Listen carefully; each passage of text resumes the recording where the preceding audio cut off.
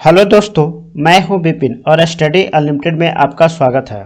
अभी हम प्लेटफॉर्म के मैथ का बुक का वॉल्यूम 2 का सॉल्यूशन करा रहे हैं और अभी तक हमने क्वेश्चन नंबर 50 तक के क्वेश्चन का सॉल्यूशन करा दिया है। तो आज के वीडियो में हम इससे आगे के क्वेश्चन देखेंगे। तो अगर आप नए हैं तो चैनल को सब्सक्राइब कर ले और बेल आइकन को प्रेस कर ले ताकि आने वाली वीडियो की नोटिफिकेशन आपको मिल सके। और अगर आप पहले की वीडियो को देखना चाहते हैं तो चैनल के प्लेलिस्ट में जाकर के देख सकते हैं। अगर वीडियो आपको अच्छा लगे तो वीडियो को लाइक करें। किसी तरह का सजेशन हो या कोई क्वेरी हो तो आप कमेंट करें और ज़्यादा से ज़्यादा वीडियो को शेयर करें। तो चलिए देखते हैं आज का पहला question, question number 51। Question number 51 में है कि एक खाद्य खुदरा श्रृंखला की बिक्री का 30% भाग जो है डेयरी उत्पाद है और शेष जो है क्या है, ताजे उत्पाद है। यदि श्रृंखला में प्रत्येक माल लगभग 50,000 की बिक्री होती है तो डेयरी उत्पादों की बिक्री की राशि फाइंड आउट करना है। यानी हमें इसका कितना 30% निकालना होगा। तो 50,000 का 30% निकालना है तो 30 डिवाइड बाई 100 कर देंगे। 2 जीरो तो कैंसिल हो जाएगा। 5,000 को 3 से गुना करेंगे तो 15,000 हो जाएगा। Option number D. Next question देखते हैं, क्वेश्चन नंबर 52। क्वेश्चन नंबर 52 में है कि एक नदी के ऊपर की ओर 60 किलोमीटर की दूरी तय करने में एक खेने वाला 8 घंटे लगता है। एक खेने वालों को कितना लग रहा है? 8 घंटा में। ऊपर की दूरी कहने का मतलब कि नदी के जस्ट अपोजिट डायरेक्शन में, तो 8 घंटा लग रहा है। जबकि नीचे की ओर मतलब कि धारा की दिशा में जब ये चलता है तो 5 घंटा लग रहा है। टाइम कम लग रहा है क्योंकि धारा की दिशा में चल रहा है। अब क्वेश्चन है कि इस स्थिर पानी में खेने की गति क्या होगा। अगर हम स्थिर पानी में खेने की गति को n मानते हैं और धारा की गति को d मानते हैं तो जो अपोजिट डायरेक्शन होगा, अपोजिट डायरेक्शन में माइनस हो जाएगा और सेम डायरेक्शन में प्लस हो जाएगा। तो अपोजिट डायरेक्शन का हो गया कितना, n-d, और ये हो जाएगा कितना 60 किलोमीटर और डिवाइडेड बाई कितना 8, और n प्लस डी हो जाएगा सेम डायरेक्शन में और ये हो जाएगा कितना 60 डिवाइडेड बाई 5 घंटा 5, ये हो जाएगा कितना 12 और ये आ जाएगा 7.5। अब हमें फाइंड आउट करना है कि स्थिर पानी में खेने वाला की गति यानी n की वैल्यू निकालनी है। तो दोनों को अगर हम ऐड करते हैं तो 2n इक्वल टू कितना हो जाएगा 7.5 प्लस 12 19.5 और n का वैल्यू आ गया कितना 9 दूनी 18, 7 दूनी 14 और 5। Option number B. Next question देखते हैं, क्वेश्चन नंबर 53। एक निर्देशांक दिया हुआ है एक बिंदु का, हमें फाइंड आउट करना है और जो कि -1 और 9 और 11 एक दो बिंदु है कि जोड़ने वाली रेखाओं को आंतरिक रूप से किस रेशियो में डिवाइड कर रहा है, तो 3:1 में। दो पॉइंट को अगर हम लेते हैं, एक पॉइंट है -1 और 9, दूसरा पॉइंट है 11 और 1, और इसको 3:1 में आंतरिक रूप से डिवाइड करता है। यानी कि ये हो गया 3 और ये हो गया 1। तो हमें इस पॉइंट का निर्देशांक जो है वो फाइंड आउट करना है। हम इसके लिए जानते हैं कि जो फार्मूला होता है वो होता है, अगर ये सपोज x1 है और ये y1 है, ये x2 है और ये y2 है, और जो रेशियो का अगर हम m और n के टर्म में लेते हैं तो जो फार्मूला होता है कि m को x2 से गुना करेंगे, यानी कि कितना हो जाएगा m into x2 plus n into x1, और नीचे में m प्लस n से डिवाइड कर लेंगे। ऐसे ही अगर x2 के लिए y का निर्देशांक फाइंड आउट करना है तो y के लिए m y2 हो जाएगा और n y1 हो जाएगा, और नीचे में कितना हो जाएगा m प्लस n हो जाएगा। ये आंतरिक, अगर ये बाह्य रूप से रहता तो यहाँ पे माइनस हो जाता, लेकिन यहाँ पे आंतरिक रूप से डिवाइड कर रहा है इसलिए प्लस होगा। अब m की वैल्यू कितना 3 है और x2 की वैल्यू 11 है, तो 3 गुने 11 हो गया, और n की वैल्यू कितना है 1 है और x1 की वैल्यू -1 है, तो ये -1 हो जाएगा, और m प्लस n यानी 3 प्लस 1 कितना 4 हो जाएगा। और y का जो निकालना है टर्म, तो उसके लिए m का वैल्यू 3 रखेंगे और y2 का वैल्यू 1 है, तो 3 गुने 1 हो जाएगा, और इन का वैल्यू 1 है और y1 का वैल्यू यहाँ 9 है, तो 1 गुने 9 हो जाएगा और नीचे में m प्लस n होगा तो 4 आ जाएगा। अगर इसको 11 से मल्टीप्लाई करते हैं तो कितना होगा 33 और माइनस कितना हो गया 1 डिवाइडेड बाई 4 और ये आ जाएगा 3 और 9 डिवाइडेड बाई 4। तो 33 में से 1 माइनस तो 32 को 4 से डिवाइड करेंगे तो 8 आ जाएगा और 9 और 3 12 को अगर 4 से डिवाइड करेंगे तो 3 आ जाएगा। तो इसका निर्देशांक जो है वो आ जाएगा 8 और 3, option number D. Next question देखते हैं, क्वेश्चन नंबर 54। बिंदु ए से शुरू करके x जो है उत्तर की ओर 15 किलोमीटर की दूरी पर बिंदु बी तक पहुंचने के लिए चलता है। तो इसके लिए तो डायग्राम बनाना पड़ेगा। बिंदु ए को हम अगर यहाँ मान लेते हैं और यहाँ से शुरू करके जो है उत्तर की डायरेक्शन में 15, तो यहाँ से हम 15 ले लेते हैं ये डायरेक्शन। अब इसके बाद बी तक पहुँचने के लिए चलता है, तो ये बी है। अब जहाँ से बाईं ओर मुड़ता है, अगर इस डायरेक्शन में जा रहा है कोई तो बाईं डायरेक्शन हो जाएगा, इधर हो जाएगा। तो बाईं ओर मुड़ता है और सी तक पहुँचने के लिए 10 चलता है, तो इसको 10 ले लेते हैं। इसके बाद है फिर वो दाईं ओर मुड़ता है। अब जब इस डायरेक्शन में चल रहा है तो दाईं ओर ऊपर चला जाएगा, तो दाईं ओर मुड़ता है और बिंदु डी तक पहुंचने के लिए 10 किलोमीटर चलता है, तो यहाँ हो जाएगा 10 किलोमीटर डी पॉइंट पर। इसके बाद है तथा आखिर में क्या वो दाईं ओर मुड़ जाता है। अब जब इस डायरेक्शन में जा रहा है तो लेफ्ट साइड इधर हो जाएगा, राइट साइड इधर हो जाएगा, तो फिर से इधर डायरेक्शन होगा और वो कितना 30 किलोमीटर, ये तो 10 आ रहा है यानी 30 किलोमीटर करीब इधर हो जाएगा। और कौन से पॉइंट पे पहुंचता है, ई पॉइंट पे पहुंचता है। हमें फाइंड आउट करना है कि शुरुआती और समापन बिंदु के बीच सबसे छोटी दूरी, यानी ए से ई के बीच के दूरी फाइंड आउट करना है।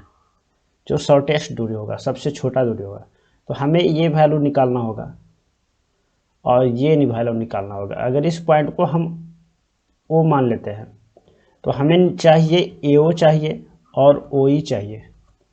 AO का वैल्यू जो देखते हैं, ये टोटल है कितना, CB 10 है और ये टोटल कितना है 30 है, तो 30 में से 10 माइनस होगा तो ये हो जाएगा 20। और ये जो पूरा डायरेक्शन है तो ये 15 है और ये 10 है, तो कितना हो जाएगा 15 10 25, ये 20 आ गया, ये 25 आ गया। हमें ये निकालना है तो इसके लिए क्या करना होगा, रूट लेंगे और 20 का स्क्वायर और 25 का स्क्वायर। 20 का स्क्वायर हो जाएगा 400 और 25 का हो गया 625 और ये हम रूट में करते हैं तो ये कितना आ जाएगा 1025। 1025 को हम कितना लिख सकते हैं, अगर हम 25 का मल्टीपल लिखें तो 25 गुने कितना लिख सकते हैं 41, तो 25 है तो 5 बाहर आ जाएगा और 5 रूट कितना हो जाएगा 41, option number B. Next question देखते हैं, क्वेश्चन नंबर 55। क्वेश्चन नंबर 55 में है कि दी गई आकृति में कितने त्रिभुज हैं। हमें टोटल त्रिभुज की संख्या फाइंड आउट करनी। तो हम क्या करते हैं, इसमें पहले हम सिंगल त्रिभुज देखते हैं कि कितना है यहाँ पे। तो अगर हम देखें, एक त्रिभुज ये है, 2 त्रिभुज, 3 त्रिभुज, 4 त्रिभुज, 5 6 7 8 9 10, सिंगल टोटल कितना त्रिभुज है, तो 10 त्रिभुज है। अब अगर हम डबल की बात करें तो डबल कितना है, 3 और 4 को अगर हम मिला दें तो एक त्रिभुज बन रहा है। 3 और 4 को अगर हम मिला दें तो एक त्रिभुज बन रहा है। जस्ट अपोजिट 6 और 5 को अगर हम मिला दें तो एक त्रिभुज बन रहा है, 6 और 5 को। ऐसे अगर 3 6 को मिला दें तो एक त्रिभुज बन रहा है और 5 और 4 को मिला दें तो एक त्रिभुज बन रहा है। तो यहाँ से कितना आ गया, यहाँ से भी 4 त्रिभुज आ गया। ये दो का कॉम्बिनेशन हो गया। अब अगर हम 3 का मिलाएं, जैसे अगर हम इसको मिला देते हैं 2 3 और 4 को, 2 3 और 4 को अगर हम मिला देते हैं, 2 को 3 को और 4 को मिला देते हैं तो एक त्रिभुज बन रहा है। ऐसे 3 6 और 2 को मिला देते हैं, 2 को 3 को और 6 को मिला देते हैं तो यहाँ से 2 त्रिभुज बन रहा है। इसके अलावे 3 त्रिभुज तो यहाँ से बन रहा है। एक ये हो गया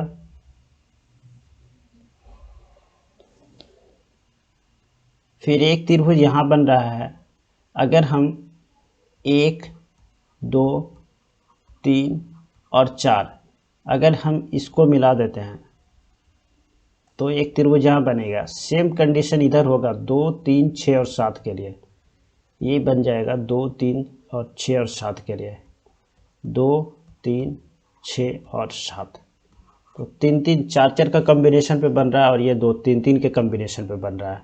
तो टोटल कितना आ गया? 2 यहाँ आ गया, 2 यहाँ आ गया, तो आ गया 10, 10 4 14, 14 2 16 और 2 कितना आ रहा है? 18 आ रहा है। तो 18 त्रिभुज तो यहाँ हो गया।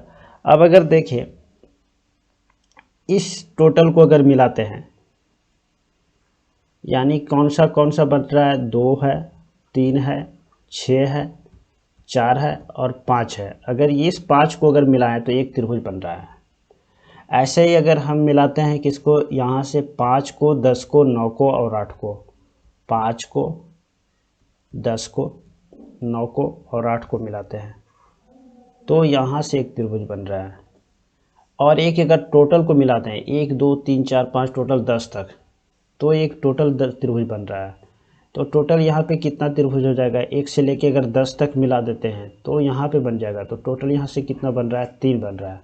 10 था, 4 था, 14 और इधर से 4 आ रहा है, 18, 18 3 कितना हो गया? 21। Option number D. Next question देखते हैं, क्वेश्चन नंबर 56। अब से 3 साल बाद पन्ना की आयु जो है यूजीन की आयु के 3 गुने से 4 कम हो जाती है। तो हम +3 की बात कर लेते हैं। मतलब 3 साल बाद की अगर हम बात करें तो पन्ना की आयु जो है यूजीन की आयु से 3 गुने से 4 कम है। तो यूजीन की आयु कितना हो गया? अगर हम x मान लेते हैं तो पन्ना का आयु जो है इसका 3 गुना यानी 3x और इससे 4 कम हो जाएगा।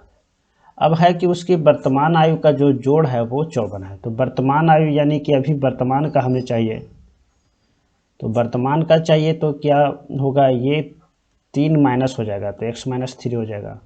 और पन्ना का जो आयु होगा ये भी माइनस होगा 3, तो 3x - 4 तो ऑलरेडी है, -3 होगा तो -7 हो जाएगा। अब क्या है कि ये दोनों का जो जोड़ है ये 54 है, यानी x - 3 और प्लस कितना? 3x - 7 और ये टोटल जोड़ के कितना आ रहा है? 54। 3x और 4x हो गया 4x और 3 और 7 हो गया -10 इक्वल टू आ गया कितना? 54। यहाँ से अगर हम 4x का वैल्यू निकालें तो ये 10 प्लस हो जाएगा 64 और x का वैल्यू कितना आएगा? 16। x का वैल्यू 16 आ गया। क्वेश्चन है कि पन्ना की वर्तमान आयु कितना होगा? 3x - 7। तो 3 गुने 16 करना होगा और -7 करना होगा। 48 और 48 में से 7 को माइनस कर देते हैं, 41। Option number A. Next question देखते हैं, क्वेश्चन नंबर 57। क्वेश्चन नंबर 57 में है कि 6/8 में 5 का और 6/25 में 4 का स्थानीय मान का योग फाइंड आउट करना।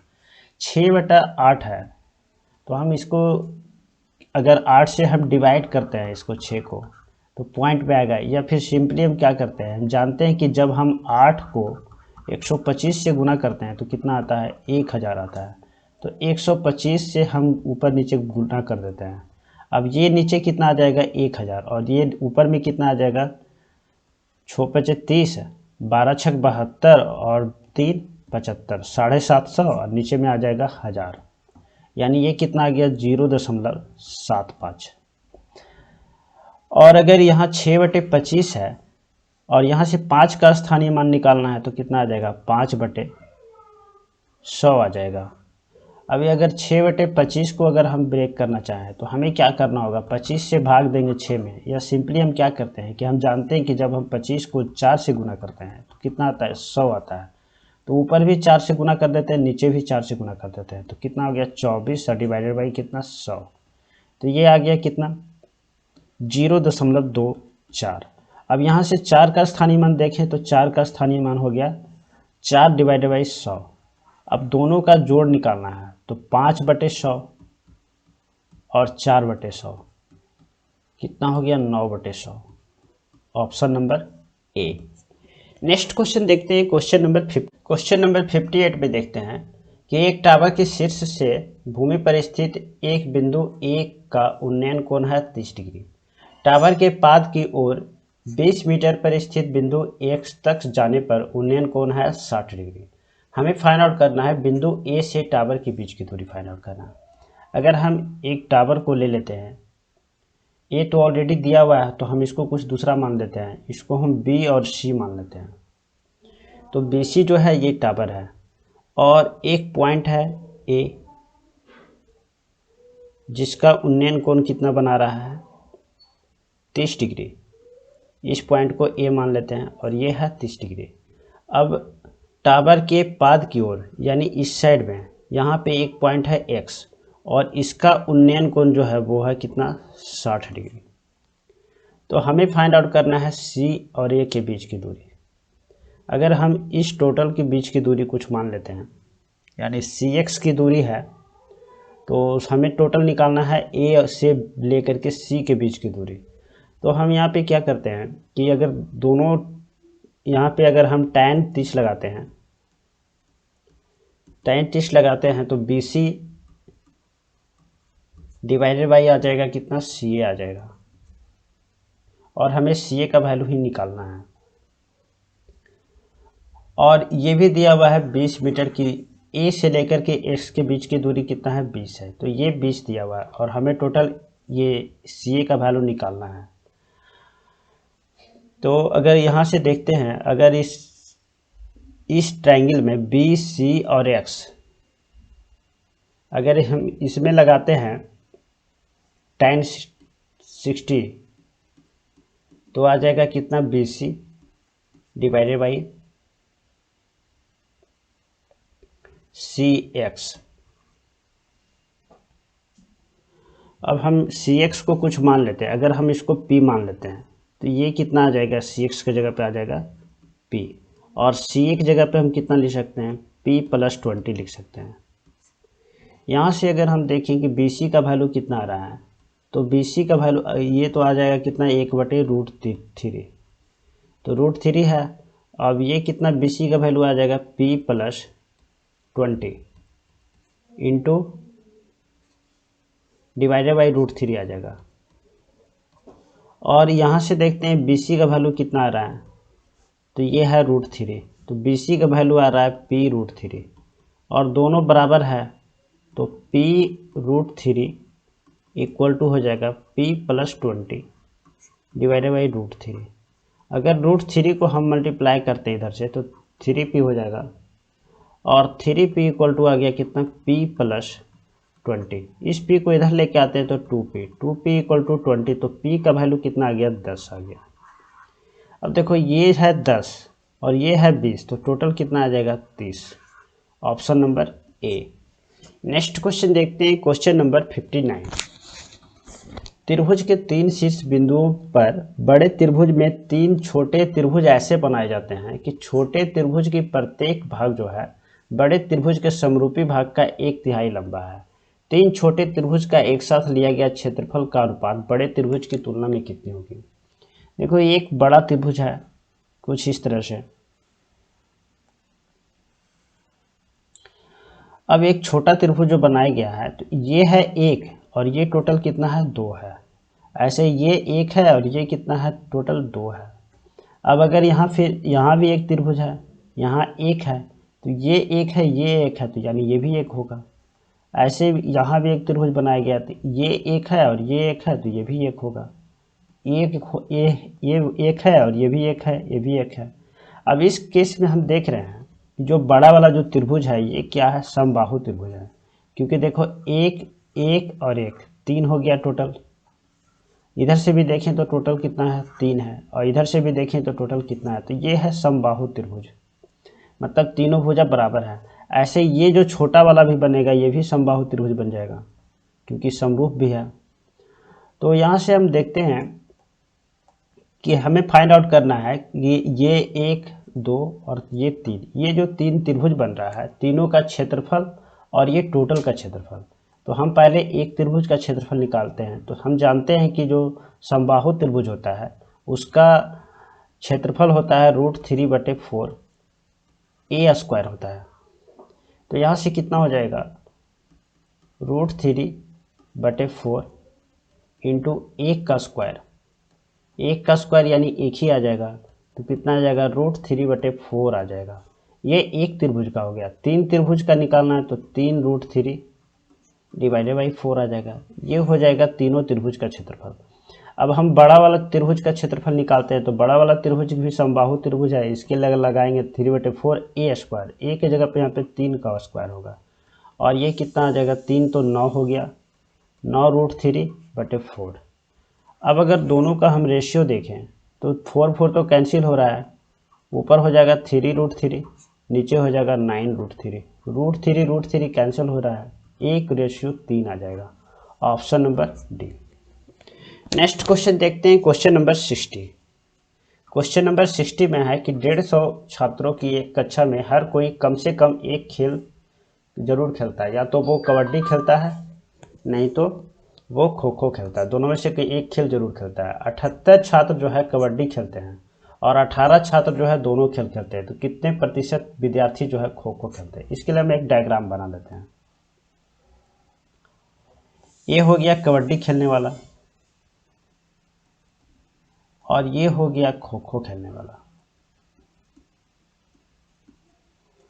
अब टोटल कितना है, 150 है, जिसमें से 78 छात्र जो है वो कबड्डी खेलता है और 18 छात्र जो है दोनों खेलता है। तो 18 दोनों खेलता है तो सिर्फ कबड्डी खेलने वाला कितना हो गया, 78 में से 18 माइनस करेंगे यानी 60। अब है कि कितने प्रतिशत विद्यार्थी खो खो खेलता है, तो अगर हम खो खो की बात करें, सिर्फ खो खो की बात करें, तो 7 और ये 78 है, तो हमें 150 में से 78 को माइनस करना होगा, कितना आएगा, 72। तो ये कितना होगा, 72। टोटल खो खो को जो खेलने वाला है वो 72 और 18 कितना हो जाएगा, 90 हो जाएगा। हमें फाइंड आउट करना है कितने प्रतिशत, तो 90 डिवाइडेड बाई 150 गुने कितना, 100। 50 से ये 3 आ गया और 50 से ये 2 आ गया, 3 से ये कैंसिल तो 30 आ गया, 30 गुने 2 कितना हो जाएगा, 60%। Option number A. Next question देखते हैं, क्वेश्चन नंबर 61। सोमा की वार्षिक आय इतना है, हर महीने वो 30,000 रुपये जो है EMI देता है, तो उसकी मासिक वेतन का कितना प्रतिशत EMI के है। तो यहाँ से तो हम सिंपली देख रहे हैं, वो 30,000 है तो 30,000 को हम ऊपर लिख लेते हैं, और 15 लाख जो है वो उसका वार्षिक आय है, लेकिन यहाँ पे महीने का पूछ रहा है, हर महीने वो कितना रुपया है। तो इसका हमें ये तो हो गया कितने, 12 महीने के लिए, तो एक महीने के लिए निकालना होगा तो इससे 12 से डिवाइड करना होगा, इसको 12 से डिवाइड करेंगे तो 12 ऊपर आ जाएगा, और गुने कितना करना पड़ेगा, 100 करना पड़ेगा। 1 2 3 5 है, एक और जीरो आएगा, 1 2 3 4 5, 5 जीरो है तो 5 जीरो कैंसिल कर देते हैं। अब यहाँ 15 है तो ये 2 आ जाएगा, और 12 गुने 2 कितना हो गया, 24%। Option number D. Next question देखते हैं, क्वेश्चन नंबर 62 में है कि 2:41 पे घंटे की सुई और मिनट की सुई द्वारा बने दो कोनों में सबसे छोटा वाला जो कोण होगा वो कितना होगा। इसको बनाने का 2 तरीका। पहला तरीका जो है कि हम एक क्लॉक डिजाइन करते हैं, मतलब एक ड्रा करते हैं। अब ये देखो 12 है, यहाँ पे रहता है, यहाँ 6 होता है, यहाँ 3 होता है, और यहाँ कितना 9 होता है। हम इसको डिनोट कर देते हैं, 1 2 हो गया, 4 5 हो गया, 7 और 8 हो गया, और ये कितना हो जाएगा, ये हो जाएगा 10 और 11। अब 2:41 बज रहा है, तो यहाँ से देखते हैं 2:41 करीब यहाँ पे आ जाएगा, घंटा वाला सुई यहाँ पे होगा, 3 से जस्ट करीब में होगा, और ये 41 है तो यहाँ पे आएगा। इसके लिए एक सिंपल फार्मूला भी होता है, क्या, 11/2 गुने मिनट और माइनस 30 गुने घंटा। इससे भी हम निकाल सकते हैं, ये हो जाएगा 11/2 और हो जाएगा कितना, 41, और ये हो जाएगा 30 गुने कितना, 2। इससे हम डायरेक्टली भी निकाल सकते हैं। तो 41 को अगर हम 11 से गुना करते हैं, तो अगर 10 से गुना करते हैं तो 410 होगा, और 41 है तो एक और जुटेगा तो कितना आएगा, 451 आ जाएगा। और इसको जब हम 2 से डिवाइड करेंगे, इधर तो 60 आ जाएगा, इसको 2 से डिवाइड करेंगे तो 202, और ये कितना आएगा 5.5। इसमें से अगर हम 60 माइनस कर लेते हैं तो 5 आ जाएगा, और ये कितना आएगा 16, 165.5। ऑप्शन नंबर ए। यहाँ से भी हम लगा सकते हैं, या फिर हम ऐसे भी कर सकते हैं कि हम देखते हैं कि मिनट वाली सुई जो है वो कितने चलती है। अगर हम ये घंटे वाली सुई को देखते हैं तो ये 12 घंटे में करीब कितने चल जाती है, 12 घंटे में ये चल जाएगी 360 मिनट। हमें निकालना है 2:41, तो 2 घंटा तो है और 41 मिनट है, तो 41/60 कर देते हैं। इतना मिनट में ये कितने चल जाएगी, तो 60, 120, 161, 161/60 है, तो ये कितना हो जाएगा 360/12 हो जाएगा, इतना हो जाएगा। ये घंटे वाली सुई के लिए हो गया, इतना मिनट चलती है। इसको हम कैंसिल भी कर लेते हैं, ये कितना आ जाएगा 6, और 6 से ये कैंसिल होगा 2, तो 161 डिवाइडेड बाई 2 आ जाएगा। इसको हम कितना लिख सकते हैं 80.5 लिख सकते हैं, मतलब 80.5 का एंगल बनाएगा ये। और अगर हम इसके लिए देखें, मिनट वाली सुई के लिए देखें, तो मिनट वाली जो सुई है वो 60 मिनट में कितने का बनाती है 360 डिग्री का। हमें यहाँ पे 2:41 है, तो 2 घंटा है, तो 2 घंटा में तो वो 360 720 पे आएगा, तो 2 घंटा तो हमें लेना नहीं है, सिर्फ 41 मिनट का देखना है। तो 41 मिनट का कितना आ जाएगा 360 डिवाइडेड बाई 60 और गुने 41, ये 60 और 60 कैंसिल हो गया, 6 आ जाएगा कितना 6, 200, 246। अब हमें 246 में से 80.5 को माइनस करना है, ये आ जाएगा 5, ये आ जाएगा 5, और यहाँ 13 में से 5 तो आ जाएगा 5, नहीं, अच्छा हाँ, यहाँ पे तो 14 ही रहेगा ना, 14 में से 8 तो ये 6 आएगा, ये एक ऑप्शन नंबर ए। यहाँ से भी निकाल सकते हैं। नेक्स्ट क्वेश्चन देखते हैं, क्वेश्चन नंबर 63। क्वेश्चन नंबर 63 में है कि सुनैना किसी निजी कंपनी में कार्य करती है, उसकी वार्षिक आय जो है कितना है 3 लाख है, उसके पास एक नई गाड़ी है और एक पुरानी गाड़ी है। उसकी आय जो है वो कितना है 5% है। उसकी आय का 5% जो है नई गाड़ी में रख रखाव में व्यय होता है, यानी नई गाड़ी पे कितना खर्च हो रहा है 5%, और पुरानी गाड़ी पे जो है ये नई के व्यय से 2% ज़्यादा खर्च होता है। यहाँ पे थोड़ा लैंग्वेज का थोड़ा प्रॉब्लम है, बाकी ये कहना चाह रहा है कि पुरानी गाड़ी पे जो खर्च है यहाँ 5% है, तो 2% ज़्यादा है, यानी कितना है यहाँ पे 7% है। तो दोनों गाड़ियों का रख रखाव पर कुल उसका वार्षिक व्यय कितना होगा, तो ये है 5% और ये है कितना 2% ज़्यादा यानी 7%, तो टोटल कितना हो गया 5 + 7 यानी कि 12% टोटल व्यय हो गया। तो हमें क्या करना होगा 3 लाख कर का 12% लेना होगा, 3 लाख यानी 3 पे 5 जीरो लगा देते हैं। अब इसका 12% तो 12 डिवाइडेड बाई 100 कर देते हैं, 2 जीरो तो कैंसिल हो जाएगा, इधर बच गया 3000 और इधर 12, यानी कितना हो गया 36,000। Option number C. Next question देखते हैं, क्वेश्चन नंबर 64। हमें इसका वैल्यू फाइंड आउट करना है, तो हम क्या करते हैं सबसे पहले तो छोटी ब्रैकेट को देखते हैं, इसको हटाने का कोशिश करते हैं। तो 7 - 5 है, तो ये कितना आएगा 2 आएगा, और 2 गुने 2 है और इधर 5/2 है, तो ये कितना आ जाएगा, अगर हम यहाँ देखें तो 10 है प्लस है, और ये आएगा 26 - 15 गुने, ये ब्रैकेट रहेगा, ये 20 आएगा, -5 होगा, भागा होगा 2 और गुना होगा 2। तो हम इसमें क्या करेंगे सबसे पहले तो भाग देंगे इसमें, तो कितना आ जाएगा 5/2 आ जाएगा, और फिर से इसको 2 से गुना करना है, तो 2 और 2 कैंसिल हो जाएगा, यानी 5 बच जाएगा, और 20 में से अगर हम 5 को माइनस कर देते हैं तो 15 आएगा। तो यहाँ से सिर्फ ये टोटल को हटा करके हम कितना ले सकते हैं 15, और 15 को 15 से गुना कर दें तो 225 हो जाएगा, तो ये आ जाएगा 10 और ये आ जाएगा 26, और 15 को 15 से 2 से गुना करते हैं तो 225 आ जाएगा।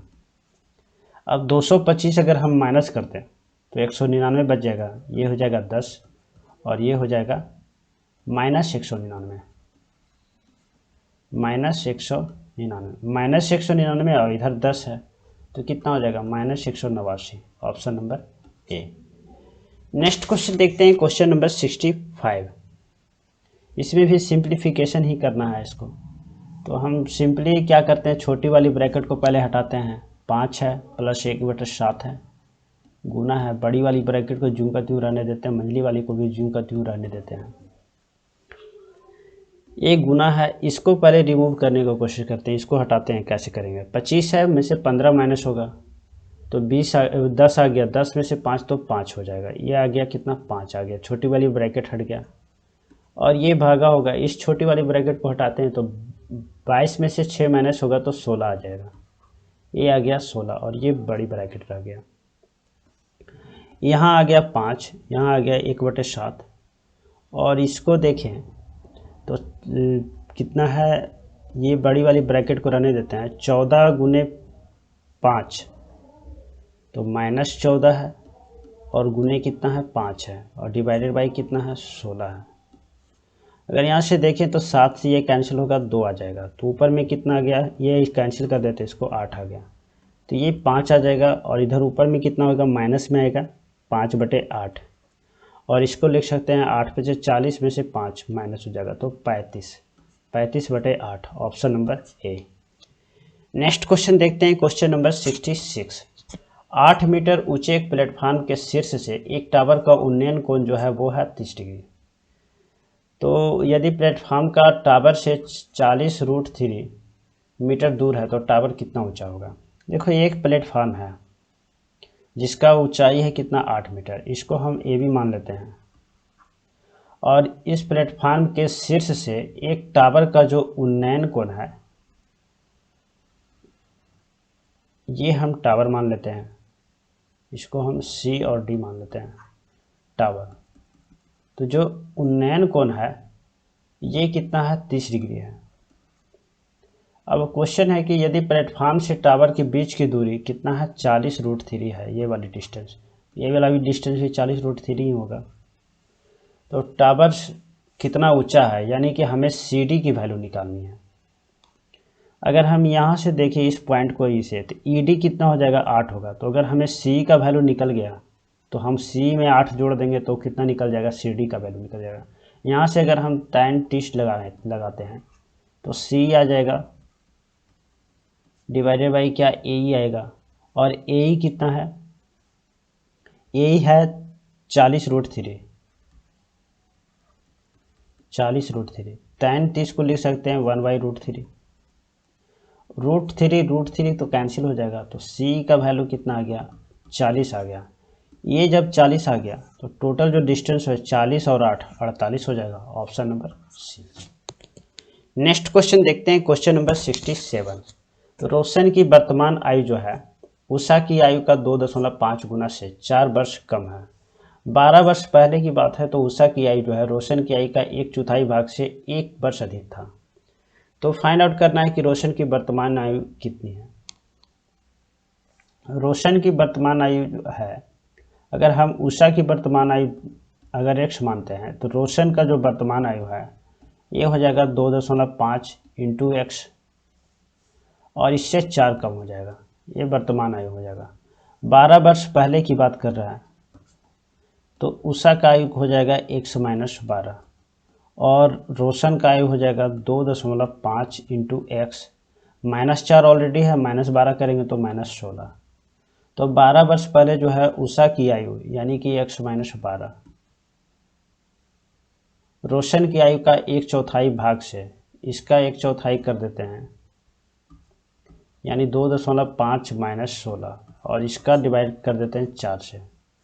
1/4 भाग से 1 वर्ष अधिक है तो 1 हम प्लस कर देते हैं। अब हमें फाइंड आउट करना है रोशन की वर्तमान आयु, यानी कि हमें इसका वैल्यू निकालना है। यहाँ से अगर हम 4 से मल्टीप्लाई करते हैं तो इधर कितना हो जाएगा, 4x माइनस कितना, 48 और इधर हो जाएगा 2.5x होगा, यहाँ सॉरी 2.5x और -16 और +4 -12 आ जाएगा। इस 2.5x को इधर लेके आ जाते हैं तो आ जाएगा 1.5x और इस 48 को अगर इधर लेके जाते हैं तो प्लस में आएगा तो कितना आ जाएगा, 36। x की वैल्यू निकालना है तो 36 डिवाइडेड बाई 1.5 करना होगा। इस दशमलव को ले जाते हैं ऊपर आ जाएगा, ये 2 आ जाएगा और ये 3 आ जाएगा। 3 से इसको कैंसिल करें तो 12, तो x की वैल्यू कितना आ गया 24। हमें निकालना है उषा की आयु, तो 24 निकल गया, लेकिन हमें निकालना है रोशन की। तो रोशन की आयु जो होगा, रोशन की आयु जो होगा 2.5 इंटू एक्स यानी 24 और -4। 24 को अगर हम 2 से गुना करें तो 48 और 12 और जोड़ देते हैं तो 60 हो जाएगा। तो 60 में से 4 माइनस करते हैं 56 आ जाएगा। Option number B. Next question देखते हैं, क्वेश्चन नंबर 68। तो 68 में हम क्या करते हैं कि सिंपली पहले हम भाग वाले को हटा देते हैं, फिर से गुना वाले को हटेगा। तो अगर हम यहाँ से देखें कितना आ रहा है 23 आ रहा है, -6 है, गुने 2 है और प्लस इसको अगर हटाएं तो ये आ जाएगा कितना 3 गुने 3, -4 गुने 2 प्लस 12। अब गुना में देखते हो ये कितना आ जाएगा, यहाँ 12 आ जाएगा, ये आ जाएगा 9 आ जाएगा और ये आ जाएगा 8। तो यहाँ हो गया 23 -12 प्लस 9 -8 प्लस 12। 12 और 12 कैंसिल कर सकते हैं क्योंकि ये प्लस है और ये माइनस है। अब 23 9 में से 8 को अगर माइनस करते हैं तो 1 आ रहा है, तो कितना आ जाएगा 23 और प्लस कितना 1 आ जाएगा 24। Option number B. Next question देखते हैं, क्वेश्चन नंबर 69। 69 में a प्लस 1/a का वैल्यू दिया हुआ है और इतना की वैल्यू फाइंड आउट करना। तो इतना की वैल्यू हम अगर डायरेक्टली भी निकाल सकते हैं या फिर हम फॉर्मूले के बेस पे भी निकाल सकते हैं। अगर हम डायरेक्टली निकालना चाहें तो सिंपली हम क्या करते हैं कि इसका अगर इस टोटल को x लेके चलें तो इसका जो वैल्यू होगा वो हो जाएगा x³ - 3x, यानी हमें √3 का क्यूब करना होगा और 3 इंटू √3 करना होगा। ये कितना आ गया 3√3 आ जाएगा और ये भी 3√3 आ जाएगा, यानी इसका वैल्यू कितना आएगा 0। और अगर फार्मूला पे हम बनाना चाहें तो हम फार्मूला जानते हैं कि a प्लस b का जो होल क्यूब होता है वो होता है a³ plus b³ plus 3ab into a plus b। यहाँ से अगर हम इसको लिखना चाहें a प्लस 1/a का होल क्यूब तो आ जाएगा कितना a³ plus 1/a³ plus 3 into a into 1/a और इसमें आ जाएगा a प्लस 1/a। यहाँ से हमें इसकी वैल्यू निकालना है, इसका वैल्यू निकालना है और इसका वैल्यू तो दिया हुआ है √3, तो √3 का होल क्यूब हो जाएगा। इसका वैल्यू निकालना है तो इसके जगह पे x पुट कर देते हैं और a से a कैंसिल होगा तो 3 ही आ जाएगा और a प्लस 1/a का वैल्यू कितना है √3 है, तो ये √3 हो जाएगा। इधर कितना हो गया 3√3 equal to x plus 3√3, 3√3 cancel, तो x की वैल्यू कितना आ गया 0। Option number A. Next question देखते हैं, क्वेश्चन नंबर 70। 4 संख्या है a b c d, उसका समस्त औसत कितना है 23 है। a और b का है औसत 19.5, तो हमें c और d की वैल्यू निकालना है। 4 संख्या है a plus b plus c plus d, इसका औसत है 23, यानी अगर सबको जोड़े तो 23 गुने 4 आएगा और ये कितना होगा 4 × 12 8 और 92 हो जाएगा। और a प्लस b का जो औसत है, a और b का औसत है 19.5, तो a plus b equal to हो जाएगा 19.5 गुने 2 38 और 1 39 हो जाएगा। यहाँ से अगर हम c प्लस d निकालना चाहें तो 92 में से हमें 39 को माइनस करना होगा, ये आ जाएगा 3 और यहाँ से आ गया कितना 5। अगर हमें c plus d equal to 53 निकल गया तो इसका एवरेज जो निकालना है तो 53 डिवाइडेड बाई 2 करना होगा, यानी 26.5 हो जाएगा। Option number C. Next question देखते हैं, क्वेश्चन नंबर 71। 250 पर 4.5% वार्षिक साधारण ब्याज की दर से 2 साल पर प्राप्त ब्याज फाइंड आउट करना। तो इसके लिए SI का तो हम सिंपली जानते हैं कि होता है क्या P गुने R गुने T डिवाइडेड बाई 100। तो P है यहाँ पे 250, R है 4.5 और टाइम है 2 साल, डिवाइडेड बाई 100 करना होगा। 1 दशमलव को हटा देते हैं तो नीचे में 1 0 आ जाएगा। 250 से तो डायरेक्टली ये भी कट भी रहा है, कितने बार में 4 बार में, और 45 2 से इसको कैंसिल करते तो 2 आ जाएगा। तो कितना आ गया 45/2, और 45/2 को कितना लिख सकते हैं 22.5। Option number A. Next question देखते हैं, क्वेश्चन नंबर 72। एक थैले में नीली और लाल गेंदें एक नियत अनुपात में हैं, जबकि इसमें 84 जो है लाल गेंदें हैं, तो नीली गेंद का है अनुपात कितना 36 है। नीली गेंद 36 है, यानी कि नीली गेंद और लाल गेंद, अगर ये लाल गेंद है 84 तो नीली गेंद कितना हो गया 36 हो गया। यानी यहाँ से रेशियो अगर देखें तो कितना आ गया 36 और 84 आ गया नीली का, और ये रेड का। सेम ऐसे दिया हुआ है कि यदि नीली गेंद की संख्या 54 है, अगर नीली गेंद की संख्या 54 है तो हमें फाइंड आउट करना है रेड कितना होगा, रेड जो होगा वो कितना होगा। तो अगर ये 54 है तो ये कितना होगा, रेड कितना होगा। यहाँ से अगर हम देखें तो दोनों 9 का कॉमन आ रहा है, 9 को हम गुना कर दिए किससे 4 से, और ये कितना आ रहा है 6 से आ रहा है।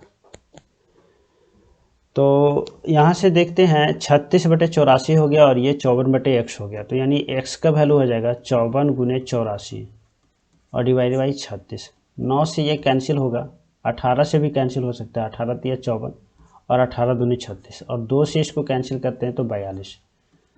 ये आ गया 6 और ये आ गया 12। ऑप्शन नंबर डी हो जाएगा। नेक्स्ट क्वेश्चन देखते हैं, क्वेश्चन नंबर 73। 2 पाइप जो है अकेले कार्य करते हुए एक टंकी को 42 घंटे में और 56 घंटे में भर सकता है, जबकि तीसरा पाइप जो है टंकी को 32 घंटे में खाली कर सकता है। यदि तीनों पाइपों को समान समय पर चालू किया जाए तो टंकी खाली था तो टंकी को पूरी भरने में कितना समय लगेगा। तो पहला जो पाइप है वो कितना टाइम लेता है 42 घंटा, दूसरा जो है वो 56 घंटा लेता है भरने में, और तीसरा जो है वो 32 घंटा में खाली कर देता है। अगर यहाँ से तीनों का एलसीएम लिया जाए तो सबसे बड़ी संख्या हम ले लेते हैं 56 है, 56 आ गया यहाँ पे। अब देखते हैं 56 में कितना होता है, 56 में होता है 14 गुने 4 होता है, और यहाँ 42 में कितना है 14 गुने 3 है, तो 14 तो ऑलरेडी आ चुका है, 3 और चाहिए तो 3 से हम गुना कर देते हैं। 32 में हम देखें तो कितना होता है, 32 में होता है 8 गुने 4 होता है, और 8 तो ऑलरेडी यहाँ आ चुका है लेकिन 4 नहीं है, तो 4 से भी गुना करना होगा। तो ये इसका एलसीएम हो जाएगा। इसको हम गुना भी कर लेते हैं, 56 को अगर हम 12 से गुना कर लेते हैं तो 560, 6 दूनी 12 और 5 दूनी 10, 11 आ जाएगा। ये 56 आ गया, ये 2 आ गया, ये 7 आ गया और ये 6 आ गया, तो 672 आ रहा है यहाँ पे टोटल। अगर हम इसे यहाँ पे इसकी एफिशिएंसी की बात करें तो टोटल कितना आ जाएगा, अगर हम 42 से इसको डिवाइड करते हैं तो 14 यहाँ कैंसिल, 3 यहाँ कैंसिल, तो 4 4 16 आ जाएगा इसका एफिशिएंसी पहला का। दूसरा का देखिए 56 से डिवाइड करें तो 56 कैंसिल, 3 और गुने 4 12 आ जाएगा, और इसको देखें तो 8 यहाँ कैंसिल, 4 यहाँ कैंसिल, तो 7 या 21 बच जाएगा। लेकिन इसका जो एफिशिएंसी होगा वो माइनस होगा। माइनस इसलिए होगा क्योंकि जो तीसरा पाइप जो है वो टंकी को खाली करने का काम कर रही है, बाकी जो 2 है वो भरने का काम कर रहा है। अब जब तीनों अगर एक साथ चालू हो रहेगा तो इसका जो एफिशिएंसी होगा वो कितना हो जाएगा, उसका एफिशिएंसी हो जाएगा 16 + 12 - 21। 16 और 12 को अगर हम ऐड करते तो 28, 28 में से 21 माइनस तो 7, तो इसका एफिशिएंसी कितना हो जाएगा 7 हो जाएगा। अब इसको कितने टाइम लगेंगे, तो टोटल कितना है 672, उसको हमें 7 से डिवाइड करना होगा, या फिर हम सिंपली हमें गुना करने का भी जरूरत नहीं था, 56 गुने 3 गुने 4 है। अब इसका एफिशिएंसी कितना है 7, तो 7 से डिवाइड कर देते हैं तो कितना आ गया 8 आ गया। अब 8 तिया 24 और 24 गुने 4 कितना आ रहा है 96 घंटा लग जाएगा इसको। 96 घंटा को हम कितना लिख सकते हैं 4 दिन। Option number D. Next question देखते हैं, क्वेश्चन नंबर 74 है। हमें इतना में 7 का अंकित मान निकालना है और स्थानीय मान निकालना है, और दोनों का जोड़ निकालना है। 7 का अगर हम अंकित मान निकालते हैं तो 7 का अंकित मान तो 7 ही होगा। स्थानीय मान अगर निकालते हैं तो 7 के बाद कितना डिजिट है, 1 2 3 4 5 डिजिट है, तो 5 जीरो आ जाएगा। और 7 का अंकित मान तो स्वयं ही होता है, खुद ही होता है, तो यह आ जाएगा 7 0 0 0 0 7।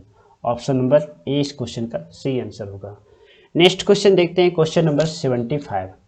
75 में हमें एक कथन दिया हुआ है और फाइंड आउट करना है कि कौन सा कथन पर्याप्त होगा। तो यहाँ दिया हुआ है कि हमें x का मान है वो क्या होगा, x का मान निकालना है जो कि यहाँ पे दिख रहा है। अब देखो a इक्वल टू इतना दिया हुआ है तो हम इससे तो नहीं निकाल सकते, तो पहला तो नहीं निकाल सकते हैं। सेकेंड जो दिया हुआ है b इक्वल टू इतना, तो इससे भी नहीं निकाल सकते। लेकिन ये जो दिया हुआ है तो इससे देख रहे हैं कि A B equal to B दिया हुआ है, तो हम सिर्फ बी का यूज करके तो नहीं निकाल सकते हैं, लेकिन ए बी का यूज करके हम कोशिश करते हैं कि आता है या नहीं। तो यहाँ से देखते हैं A B equal to B दिया हुआ है, तो ए का वैल्यू कितना हो जाएगा, ए का वैल्यू हो गया 1 0 0 1, बी का वैल्यू हो जाएगा 1 1 2 और x, और इधर b दिया हुआ है, b का वैल्यू फिर आएगा 1 1 2 और x आ जाएगा। अगर हम इसको मल्टीप्लाई करना चाहें तो हम जानते हैं कि पहले इस तरह से मल्टीप्लाई करते हैं और इधर से इस तरह से लेते हैं। तो 1 को 1 से मल्टीप्लाई करेंगे तो 1 होगा, और 0 को 1 से मल्टीप्लाई करेंगे तो 0 हो जाएगा। तो 1 और 0 कितना हो गया, 1 आ गया। ऐसे ही ये 1 0 को हम 2x से मल्टीप्लाई करते हैं तो 1 गुने 2 2 हो जाएगा, और 0 गुने x तो x हो जाएगा, तो ये 2 आ जाएगा। अब यहाँ से 0 1 को लेते हैं और 1 1 को मल्टीप्लाई करते हैं, तो 0 इंटू 1 0 और 1 इंटू 1 1, तो ये 1 आ गया। अब 0 इंटू 1 को हम 2 इंटू एक्स से मल्टीप्लाई करते हैं, 0 गुने 2 तो 0 आ गया, 1 गुने x तो x आ गया, तो ये आ जाएगा इतना। इतना इक्वल टू आ रहा है कितना, 1 1 2 x। तो हम इसमें कुछ नहीं कर पाएंगे, यहाँ तो बिर आ रहा है, तो इससे भी हम नहीं निकाल सकते हैं। यानी कि ना हम सिर्फ एक के सहायता से निकाल सकते हैं, ना हम दो के सहायता से निकाल सकते हैं, और ना ही हम दोनों को मिला करके निकाल सकते हैं। ऑप्शन नंबर ए इस क्वेश्चन का सही आंसर होगा। 1 और 2 जो है दोनों भी कथन पर्याप्त नहीं है। नेक्स्ट क्वेश्चन देखते हैं, क्वेश्चन नंबर 76। 3 महीने के लिए निवेश किए गए 875 पर 21 रुपया ब्याज मिलता है, साधारण ब्याज की प्रति वर्ष निकालना है। देखो 3 महीने का जो ब्याज है वो कितना है, 21 रुपया है। हमें निकालना है 1 वर्ष का यानी 12 महीने का, तो 12 महीने का कितना हो जाएगा, 21 गुने 4 हो जाएगा। 3 महीने का हो गया कितना, 21 हो गया, तो 12 महीने का हो जाएगा 21 गुने 4 हो जाएगा। इतना ब्याज हो गया, यानी कितना ब्याज हो गया, 84 रुपया ब्याज हो गया। हमें निकालना है कि रेट कितना है, तो 84 और टोटल जो अमाउंट है 875, ये देखना है कि कितना परसेंट है इसका।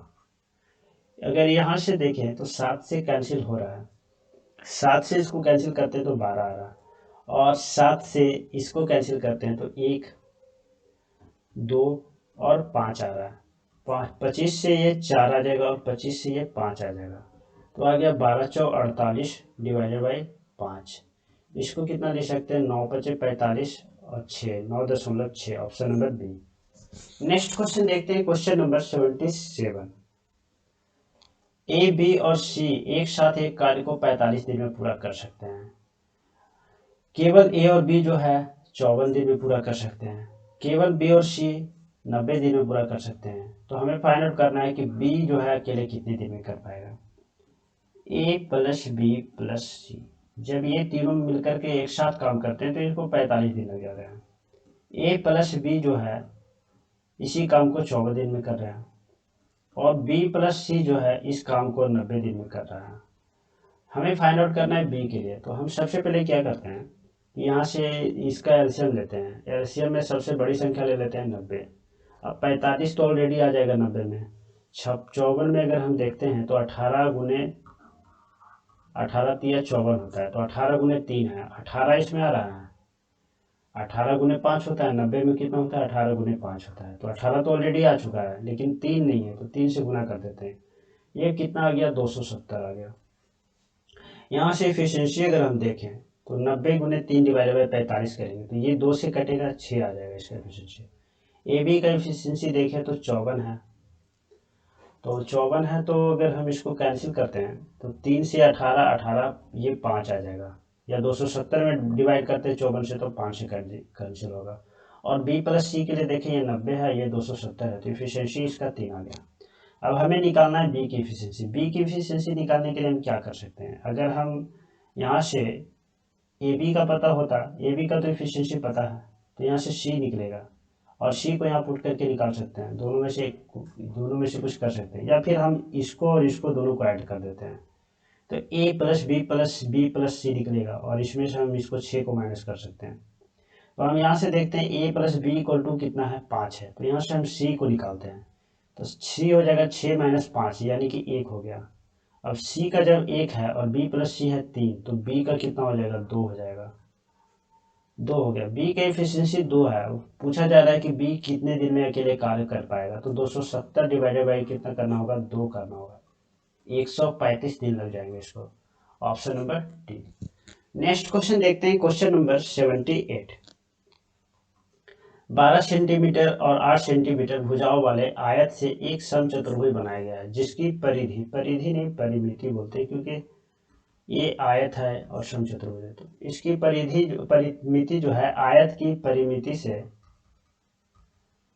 के समान थी। तो इसका एक कोण कितना है 120 डिग्री है। तो हमें फाइंड आउट करना है कि समचतुर्भुज का क्षेत्रफल क्या होगा। दोनों का परिमिति सेम है। आयत का जो परिमिति है, आयत इस तरह से है, एक है 12 और एक है 8। तो अगर इसका परिमिति निकालना चाहें तो 2 इंटू 12 प्लस 8 हो जाएगा, क्योंकि इसका होता है कितना 2 इंटू एल प्लस बी होता है पेरीमीटर। तो ये कितना हो गया 2 इंटू 12 प्लस 8, तो 12 8 20 और गुने 10 कितना 40 हो गया। जब समचतुर्भुज की बात करें तो समचतुर्भुज कुछ इस तरह से बनता है।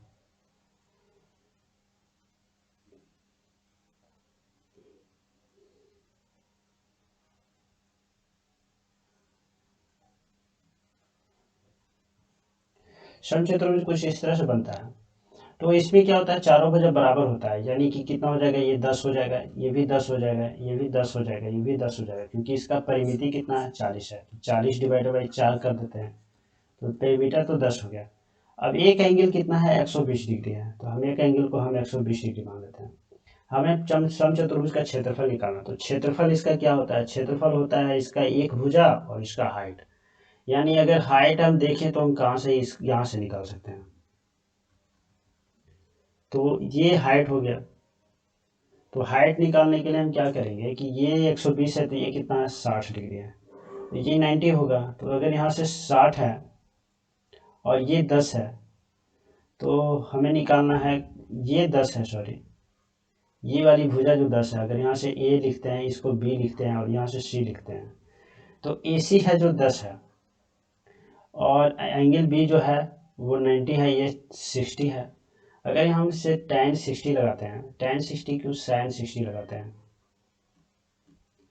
sin 60 लगाते हैं, तो sin 60 हो जाएगा कितना, ये हाइट जो है और ये जो इसका हाइपोटेनस हो गया यानी 10। sin 60 का जो वैल्यू होता है वो होता है √3/2 होता है। यहाँ से h की वैल्यू निकल जाएगा, h की वैल्यू हो गया कितना 2 से, तो ये कैंसिल हो जाएगा 5, तो 5√3 हो जाएगा। ऑप्शन नंबर, नहीं सॉरी, यह तो हाइट हो गया। अभी हमें इसका क्षेत्रफल निकालना है, तो क्षेत्रफल के लिए हम क्या करते हैं, इसका जो हाइट है उसको हम इसका जो भुजा है उससे गुना कर देते हैं। तो 5√3 इंटू कितना 10, 50√3 इस क्वेश्चन का सही आंसर हो जाएगा। Option number C. Next question देखते हैं, क्वेश्चन नंबर 79। एक समतल सड़क के ऊपर एक हवाई जहाज से सड़क पर समान दिशा में स्थित दो बिंदु का अवनमन कोण जो है ये 45 है और ये 30 है। दोनों बिंदुओं के बीच की दूरी जो है 1 मील है, यानी कि 1.61 किलोमीटर है। तो भूमि से जहाज की लगभग दूरी फाइंड आउट करना है। देखो ये जहाज मान लेते हैं इस पॉइंट पे। अब दो पॉइंट पे जो है बना रहा है कितना, एक पे बना रहा है 45 और एक पे 30। अगर इस पॉइंट को, ए पॉइंट को हम मान लेते हैं जहाज है और इसको बी पॉइंट लेते हैं, इसको सी और डी लेते हैं, तो हवाई जहाज से सड़क पे समान दिशा में दो बिंदु पर अनुमान कोण 45 है और 30 है। यहाँ से अगर देखिए तो ये जो एंगल है छोटा है और ये जो है बड़ा है, तो ये छोटा है यानी कि ये बड़ा होगा, ये हो जाएगा 45 और ये हो जाएगा 30। तो दो बिंदु का अवनमन कोण जो है 45 है और 30 है। दोनों बिंदुओं के बीच के दूरी जो है कितना है 1 मील है, यानी कितना है 1.61 किलोमीटर है। अब भूमि पर जहाज की लगभग दूरी फाइंड आउट करें, यानी हमें ए बी क्यू निकालना है। अगर हम इसको x मान लेते हैं तो यहाँ से हम क्या करते हैं tan 40 लगाते हैं। tan 40 लगाएंगे तो कितना हो जाएगा ए बी, यानी इसका जो हाइट है इसका हाइट हो जाएगा और यहाँ कितना x आ जाएगा। tan 40 का वैल्यू कितना होता है 1 होता है, यानी कि यहाँ से x का वैल्यू जो होगा ये इसका हाइट के वैल्यू के बराबर हो जाएगा। अब अगर हम यहाँ से देखते हैं ए बी और डी पे देखते हैं tan 30 डिग्री लगाते हैं तो ये आ जाएगा हाइट और नीचे में आ जाएगा x प्लस 1.61। यहाँ से tan 60 का tan 30 डिग्री का वैल्यू रखें तो 1/√3 आ रहा है। तो यहाँ से जो हाइट है तो हाइट का वैल्यू जो आ जाएगा कितना, हाइट की जगह पर हम x भी रख सकते हैं। तो अगर हम यहाँ पे x रखते हैं, x अगर हम पुट करते हैं तो ये कितना आ जाएगा 1 और √3 का वैल्यू हो गया 1.732। ये हो जाएगा x और ये हो जाएगा x प्लस 1.61। अगर यहाँ से इसको हम गुना कर दें तो कितना आ जाएगा 1.732 इंटू एक्स इक्वल टू आ जाएगा x और प्लस 1.61। इस x को अगर इधर ले आते हैं तो 0.732 x इक्वल टू आ जाएगा 1.61। x का वैल्यू निकालें तो 1.61 डिवाइडेड बाई 0.732 आ जाएगा। ऊपर में 2 अंक के बाद दशमलव है तो नीचे में आ जाएगा 2 जीरो और यहाँ पे 3 है तो 3 आ जाएगा। 0 0 कैंसिल हो गया तो आ गया कितना 1610 डिवाइडेड बाई 732।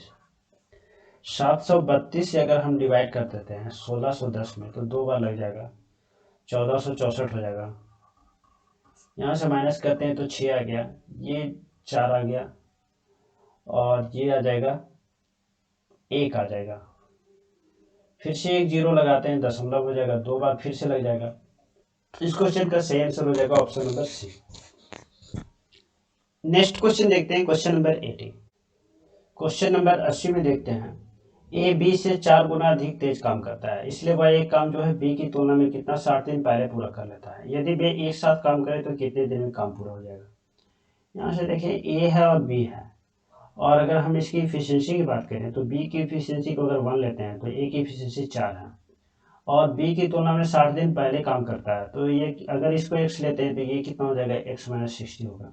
इफिशियंसी और जो दिन है वो दोनों का गुणनफल जो होता है इक्वल होता है, यानी 4 into X minus 60 equal to कितना होगा 1 इंटू एक्स हो जाएगा। ये हो गया 4x और ये हो गया 240 और ये हो जाएगा x। इस x को अगर इधर लेके जाते हैं तो 3x और ये हो जाएगा 240। तो x का वैल्यू कितना आ गया 80 आ गया। यानी b अगर किसी काम को 80 दिन में पूरा कर रहा है तो a जो है 80 माइनस 60 यानी 20 दिन में ही कंप्लीट कर रहा है। जब दोनों मिलकर के एक साथ काम करेगा तो फिर ये कितने दिन में कर पाएगा। तो हम सिंपली जानते हैं कि जब 2 रहता है तो क्या करते हैं a गुने b और a प्लस b कर देते हैं, यानी 20 गुने 80 करेंगे और 20 प्लस 80 यानी 20 प्लस 80 कितना 100। 2 जीरो कैंसिल, 8 और गुने 2 16 आ जाएगा। Option number A. Next question देखते हैं क्वेश्चन नंबर 81। तो इसमें हमें फाइंड आउट करना है कि 729 को कितने गुणनखंड जो है पूर्ण वर्ग हो गए। 729 को हम कितना लिख सकते हैं 3 गुने 3 गुने 3 गुने 3 और गुने 3 लिख सकते हैं, 6 बार आ जाएगा। अब इसमें से हमें फाइंड आउट करना है कि इसका कितना पूर्ण वर्ग हो सकता है। तो इसका गुणनखंड कितना कितना जो है वर्ग हो सकता है। अगर दो हम 3 को ले लेते हैं यानी 9 हो जाएगा।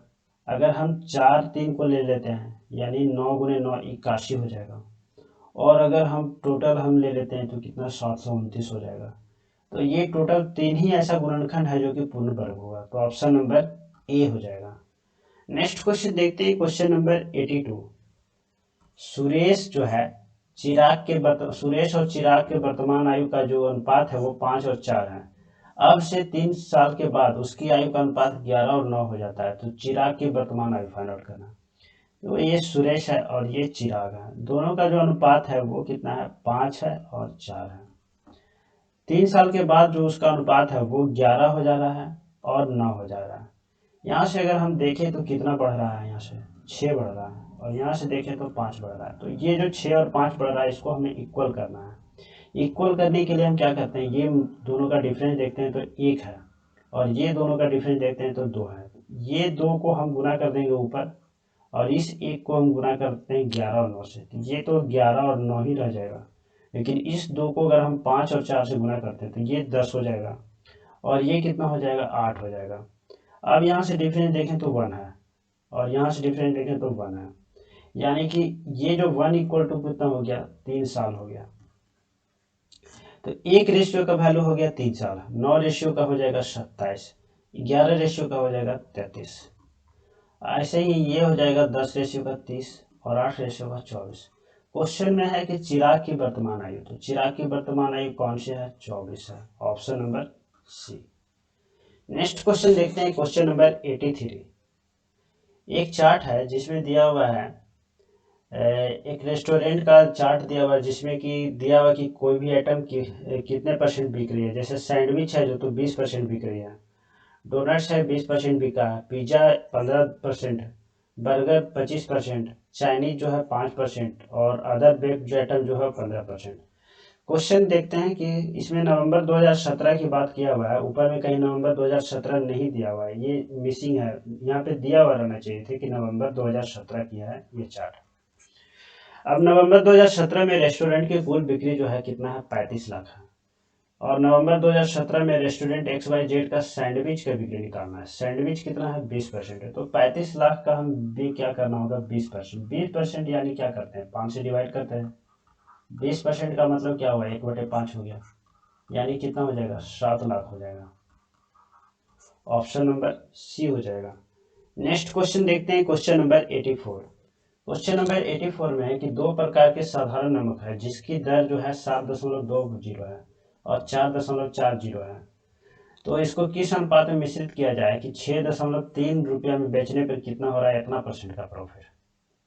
देखो यहाँ पे अगर प्रॉफिट की बात करें तो कितना, 16×48 और कितना 50/3% प्रॉफिट हो रहा है। तो देखो कोई भी जो होता है सीपी को हम क्या लेते हैं, 100% लेते हैं, और इतना परसेंट प्रॉफिट हो रहा है, यानी 100 + 50/3, ये आ गया कितना, 350, 350/3%। इसका वैल्यू हमें पता है कि कितना है, 6.3 है। हम अगर यहाँ से 100% की वैल्यू निकालना चाहें तो 6.3, इससे हमें मल्टीप्लाई करना होगा, यानी 3/350 करना होगा, और 100 से हमें गुना करना होगा। इस दशमलव को अगर हटा दे तो नीचे आ जाएगा 10, 1 0 और 1 0, 2 0 तो कैंसिल हो रहा है।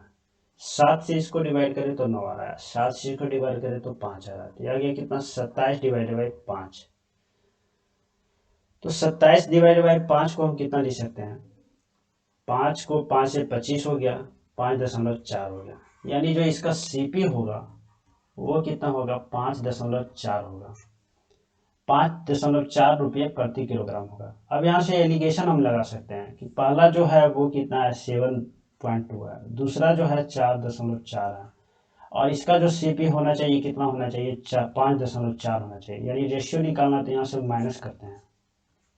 7.2 में से अगर हम इसको माइनस करते हैं तो 8 आएगा, और यहाँ 6 में से 5 तो 1 आएगा, 1.8 आ गया, और 5.4 में से 4.4 को माइनस करते हैं तो 1 आएगा, यानी यहाँ पे रेशियो देखा जाए तो कितना आ जाएगा, 1.8 है और यहाँ 1 है, यानी कि अगर हम 2 से मल्टीप्लाई कर देते हैं इसको, 5 से मल्टीप्लाई कर देते हैं तो ये 5 हो जाएगा और ये 9 हो जाएगा, तो रेशियो जो होगा वो 5 और 9 हो जाएगा, ऑप्शन नंबर डी।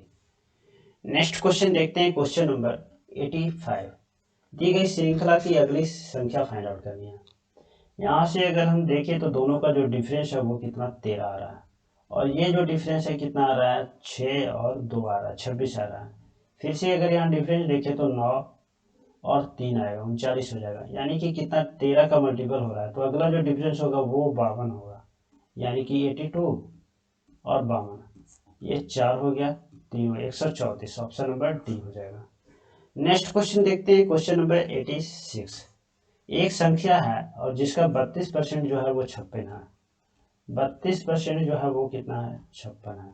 हमें निकालना है संख्या, यानी कि 100% की वैल्यू निकालनी है, तो 56 को हम डिवाइड कर देते हैं 32 से, और 100 से हम गुना कर देते हैं। 8 से ये कैंसिल होगा 7 बार में, और 8 से ये कैंसिल होगा 4 बार में। 4 से इसको हम कैंसिल करें तो 25 बार में।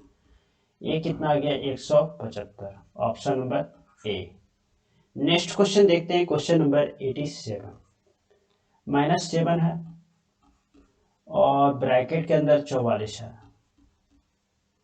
भागा है, ये ब्रैकेट फिर से आ गया 7 है, और 7 + 1, 7 प्लस प्लस ये माइनस माइनस प्लस हो जाएगा तो 4 आ गया।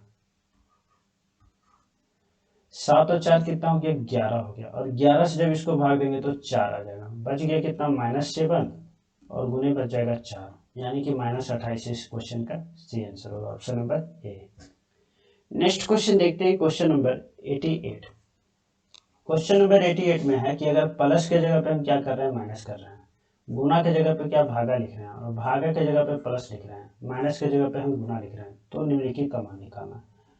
तो हम देखते हैं कि गुना के जगह पे हम क्या लिख रहे हैं, गुना का अर्थ हो गया भागा, यानी यहाँ पे भागा हो जाएगा, और माइनस के जगह पे गुना हो रहा है तो ये गुना हो जाएगा, प्लस के जगह पे माइनस हो रहा है तो -22 हो जाएगा, और भागा के जगह पे क्या हो रहा है प्लस हो रहा है तो ये +75 हो जाएगा।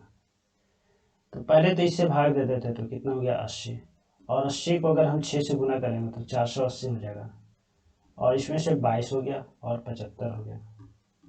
प्लस प्लस को जोड़ देते हैं तो ये 5, 8 7 15, और ये हो गया 555। 555 में से अगर हम 22 को माइनस कर देते तो 533 आ जाएगा, option number B. Next question देखते हैं, क्वेश्चन नंबर 89। क्वेश्चन नंबर 89 में है, एक चार्ट दिया हुआ है, 2012 में भारत के विभिन्न राज्यों में चावल की खपत का आंकड़ा दिया हुआ है कि रायपुर में 25% खपत हुआ है, नागपुर में 5%, दिल्ली में 15%, हैदराबाद में 25% और चेन्नई में 30%।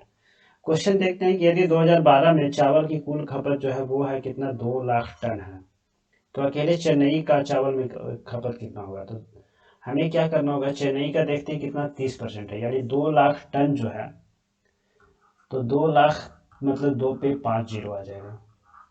अब इसका 30% निकालना है, तो 2 जीरो तो कैंसिल हो रहा है, बच गया कितना इधर 20,000 गुने 3 60,000 हो जाएगा, ऑप्शन नंबर सी हो जाएगा। नेक्स्ट क्वेश्चन देखते हैं, क्वेश्चन नंबर 90। ए को उसके पिता की संपत्ति का 2/5 हिस्सा जो प्राप्त होता है, जिसमें से 1/3 जो है वो दान दे देता है। यदि उसने इतना रुपया दान दिया तो उसे अपने पिता की संपत्ति से रुपये मिले थे, कितने रुपये मिले थे।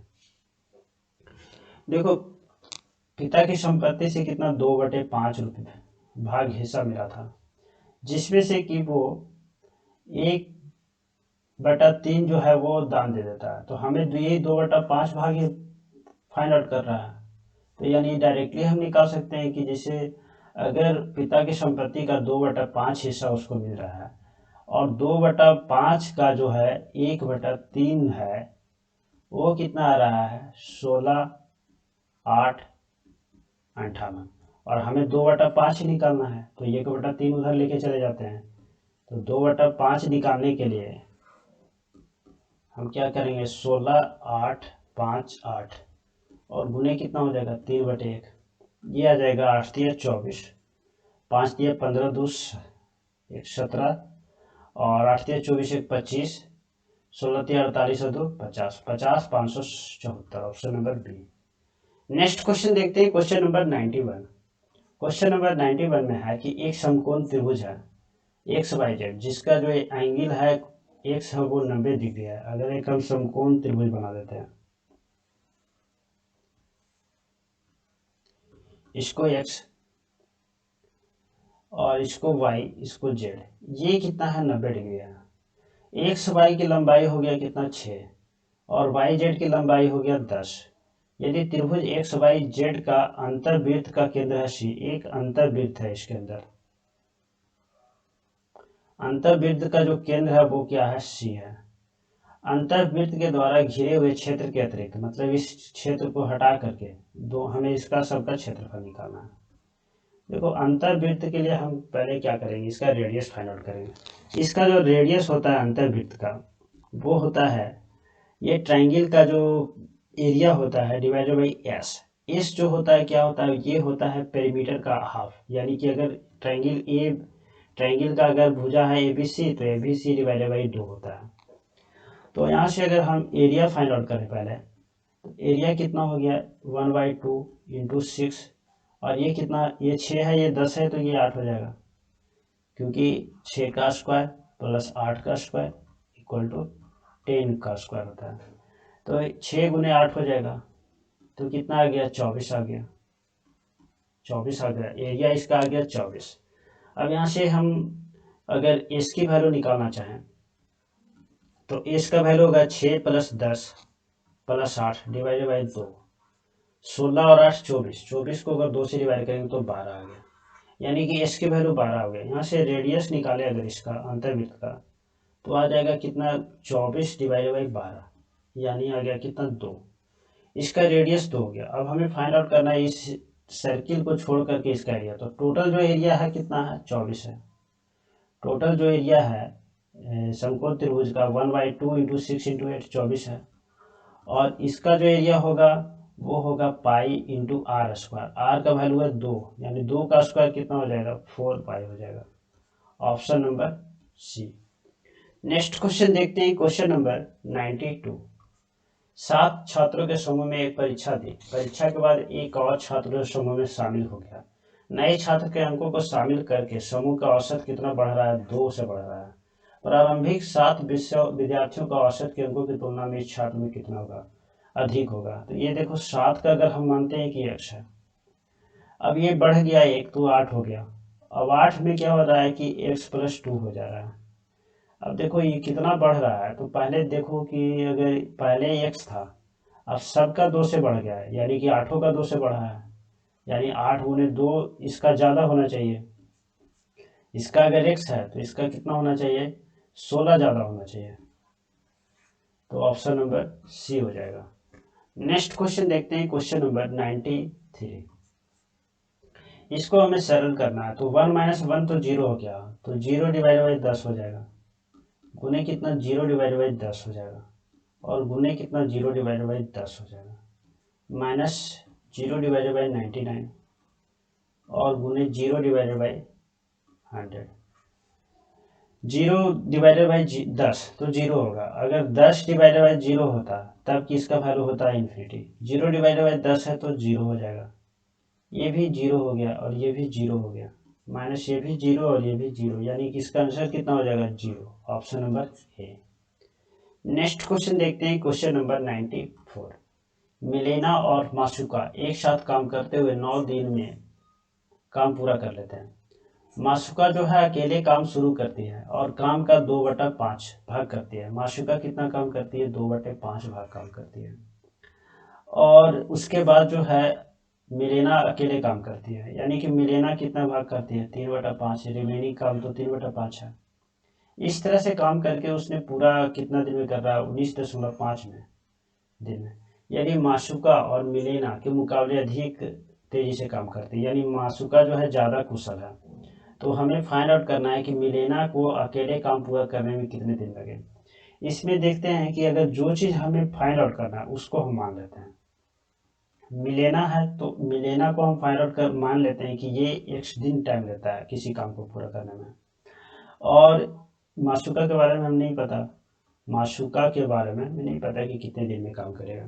तो मिलेना का मान लिए x, और मिलेना कितना काम करता है 3/5 काम करता है, तो एक काम करने में अगर x दिन लग रहा है तो 3/5 काम करने में कितना लग जाएगा इसको 3x/5, यानी इसको लग गया कितना 3x/5, और टोटल कितना 19.5 लग रहा है, तो 19.5 माइनस 3x/5 ये लग जाएगा किसको मिलेना को, माशुका को लग जाएगा इतना दिन। अब माशुका कितना काम करता है 2/5, तो 2/5 काम करने के लिए इतना लग रहा है, तो एक काम का तो हम निकाल सकते हैं, इसको हम पहले मल्टीप्लाई कर देते हैं, कितना हो जाएगा 25 हो गया, और 1995 और 2 97 हो जाएगा, 97.5 माइनस 3x और बटे 5, ये कितने काम में लग रहा है, 2/5 काम में। अगर यहाँ से एक काम का हम फाइंड आउट करना चाहें तो कितना हो जाएगा, 5/2। 5 और 5 कैंसिल, यानी इसको कितना टाइम लग जाएगा, इसको लग जाएगा 97.5 -3x डिवाइडेड बाई 2। अब देखो माशुका को इतना टाइम लग रहा है और मिलीना को इतना टाइम लग रहा है। हम जानते हैं कि जब दो को पता है तो दोनों जब एक साथ काम करता है तो a गुने b और a प्लस b कर लेते हैं। तो यहाँ से देखिए ये x है और ये कितना है 97.5 -3x डिवाइडेड बाई 2 आ जाएगा। और फिर नीचे में अगर दोनों को जोड़ देते हैं तो x हो जाएगा और प्लस कितना 97.5 -3x डिवाइडेड बाई 2 हो जाएगा। तो 2 तो कैंसिल हो जाएगा, ऊपर में कितना बच जाएगा, x इंटू 97.5 -3x बच जाएगा। और नीचे में देखें 2x है और इधर प्लस 3x है, माइनस x बच जाएगा। तो 97.5 -x हो जाएगा। तो इतना इक्वल टू कितना आना चाहिए, हमें 9 आना चाहिए। अब हम क्या करते हैं कि हम वैल्यू पुट करके देख लेते हैं। जैसे कि अगर ये का वैल्यू कितना है, यहाँ 25 है, तो अगर यहाँ पर हम 25 पुट करते हैं तो ये कितना आएगा, 25 आ जाएगा। और 97.5 में से 75 माइनस होगा तो कितना आ जाएगा, 22.5 आ जाएगा। और 97.5 में से अगर हम 25 माइनस करते हैं तो 25 माइनस करते हैं तो करीब आ जाएगा 72.5 आ जाएगा। अगर हम इसको मल्टीप्लाई करें, ये गुना करें तो कितने आ जाएगा, ये 225 है या 725, दशमलव दशमलव तो हटा ही देते हैं। 225 है, 25 से भाग देंगे तो 9 आ जाएगा और इसको 25 से भाग देंगे तो 7 28 29 आएगा। तो 9 तो कभी नहीं आएगा, ये 25 है, ये गुना 9 है, यहाँ 29 है, तो इक्वल टू तो 9 नहीं आ रहा है, यानी कि ऑप्शन नंबर ए सही नहीं होगा। अगर हम ऑप्शन नंबर बी को देखते हैं तो ये अगर यहाँ x है तो 22.5 के जगह पर x के जगह पर 22.5 लिख दिए। अब 22.5 को अगर हम 3 से गुना करते हैं तो 66 एक 67.5 आ जाएगा। अगर 67.5 को हम माइनस करते हैं 97.5 में तो आ जाएगा कितना, 30 आ जाएगा। और नीचे 97.5 में से अगर हम 22.5 को माइनस करते हैं तो आ जाएगा 75 आ जाएगा। अब इस दशमलव को हटा दे तो नीचे आ जाएगा एक 0, 0 और 0 तो कैंसिल हो रहा है। 25 से ये 9 आ जाएगा और 25 से ये 3 आ जाएगा, 3 और 3 कैंसिल होगा तो 9 आ रहा है, यानी कि ऑप्शन नंबर बी इस क्वेश्चन का सी आंसर होगा। नेक्स्ट क्वेश्चन देखते हैं, क्वेश्चन नंबर 95। क्वेश्चन नंबर 95 में कि एक व्यक्ति जो है 3,70,000 को 3 अलग अलग हिस्से में 3 बैंक में जमा करता है, जिस पर उसका जो ब्याज है 4%, 5% और 6% पे ब्याज होता है। वर्ष के अंत में सभी बैंकों द्वारा प्राप्त ब्याज जो है वो समान है। तो उन 3 बैंकों में कितने कितने रुपये जमा किए। हम मानते हैं कि ए है, बी है और सी है। अब 4% जो बराबर है और ब्याज समान है तो इसका अगर हम 4% निकालते हैं, ये इक्वल है इसका 5% का और ये इक्वल है इसका 6% का। अब यहाँ से अगर हम देखें कि 100 तो कैंसिल हो रहा है, तो 4a इक्वल टू आ रहा है 5a और इक्वल टू आ रहा है 6c। हम यहाँ क्या करते हैं कि देख रहे हैं कि तीनों बराबर है तो हम कुछ ऐसा वैल्यू मान लेते हैं कि तीनों का एलसीएम हो, जैसे 6 5 30 हो गया और 30 2 60। अगर हम टोटल वैल्यू इक्वल टू हम अगर 60 ले लेते हैं तो ए का वैल्यू कितना होना चाहिए, 15 होना चाहिए। बी का वैल्यू कितना होना चाहिए, 12 होना चाहिए। और सी का वैल्यू कितना, 10 होना चाहिए। यानी यहाँ से हम ए का, बी का और सी का रेशियो फाइंड आउट कर लिए। ये 15 होगा, ये 12 होगा और ये 10 होगा। अब टोटल जो है इतना है 3,70,000 और हमें फाइंड आउट करना है कि उस तीनों बैंक में कितने कितने निकाले। तो ये तीनों को अगर जोड़ते हैं 15 + 12 + 10 कितना आ गया, 37। और ये 37 जो है, ये 37 इक्वल है कितना, 3,70,000 के। तो एक का अगर हम निकालें तो कितना हो जाएगा, एक पे 4 0 आ जाएगा। ऐसे ही अगर हम 15 का निकालते हैं तो 15 पे 4 0, 12 के निकालते हैं तो 12 पे 4 0 और 10 पे निकालते हैं तो 10 पे 4 0 हो जाएगा। यानी ऑप्शन नंबर 20 क्वेश्चन का सही आंसर होगा। नेक्स्ट क्वेश्चन देखते हैं, क्वेश्चन नंबर 96। 8 सेक का स्क्वायर एक्स है और -7 tan स्क्वायर एक्स है, इसका वैल्यू इक्वल टू 11 है। हमें फाइंड आउट करना है एक्स की वैल्यू। देखो हम 8 से का स्क्वायर एक्स को हम कितना लिख सकते हैं, से का स्क्वायर एक्स प्लस 7 से का square X -7 tan square X equal to 11। अब अगर ये दोनों में देखिए कि अगर 7 कॉमन ले लेते हैं तो कितना बच रहा है, से का square x minus tan square x, और इसका वैल्यू कितना होता है, 1 होता है। तो कितना आ गया, से का square X plus 7 equal to ये 11 है, इक्वल टू 11 आ गया। तो से का स्क्वायर एक्स का वैल्यू कितना आ गया, 4 आ गया। यानी सेक एक्स का वैल्यू कितना आ गया, 2 आ गया। यहाँ से हम लिख सकते हैं कि एक्स का वैल्यू कितना आएगा, 60 होगा। या फिर सेक को हम कॉस में अगर कन्वर्ट कर देते हैं तो ये कितना आएगा, 1/2। और 1/2 किसका होता है, कॉस 60 का वैल्यू होता है। ऑप्शन नंबर सी इस क्वेश्चन का सही आंसर होगा। नेक्स्ट क्वेश्चन देखते हैं, क्वेश्चन नंबर 97। क्वेश्चन नंबर 97 है कि एक समकोण प्रिज्म का जो ऊंचाई है 21 सेंटीमीटर है, इसके आधार की भुजाओं का अनुपात 8, 15 और 17 दिया हुआ है। यदि तीनों पार्श्व पृथ्वी नहीं, यहाँ पे पृष्ठ होना चाहिए, पृष्ठ का कुल क्षेत्रफल है 840 सेंटीमीटर स्क्वायर। तो हमें फाइंड आउट करना है प्रिज्म का आयतन, किसमें, घन सेंटीमीटर में। अब देखो प्रिज्म जो होता है समकोण प्रिज्म, उसका आधार जो होता है एक समकोण त्रिभुज होता है। समकोण त्रिभुज हम बना लेते हैं इस तरह से, ये है 90 डिग्री, और इसका जो हाइट दिया हुआ है ये है 21।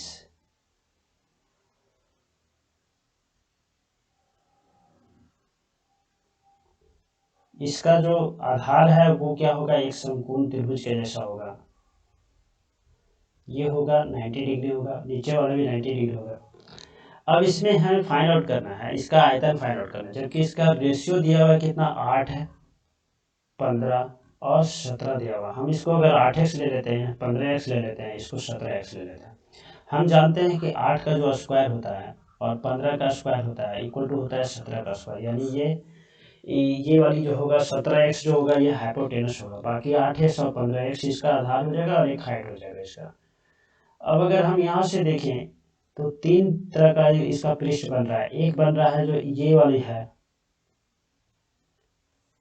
एक इसके पीछे आएगा और एक ये वाली आएगा। तो इन तीनों का जो क्षेत्रफल होगा वो हो जाएगा, ये ऊंचाई कितना है, 21 है, तो इसका जो क्षेत्रफल हो जाएगा वो हो जाएगा 8x इंटू 21 हो जाएगा ये वाली, और 15x है तो 15x इंटू 21 हो जाएगा, और इधर 17x इंटू 21 हो जाएगा। अब ये तीनों को जोड़ देते हैं तो कितना आ जाएगा, 15 और 8 23, 23 और 17 कितना, 40x हो गया। 40x इंटू 21 ये हो गया टोटल जो इसका पार्श्व पृष्ठ है उसका क्षेत्रफल हो गया, और इतना इक्वल टू दिया हुआ है 840। 0 से 0 कैंसिल हो रहा है और 4 और 21 से कैंसिल हो रहा है, यानी x का वैल्यू कितना आ रहा है, 1 आ रहा है। यानी x का वैल्यू जो 1 है यानी कि ये 8 होगा, ये 15 ही होगा और ये 17 ही होगा। ये तीनों का भुजा का निकल गया लंबाई।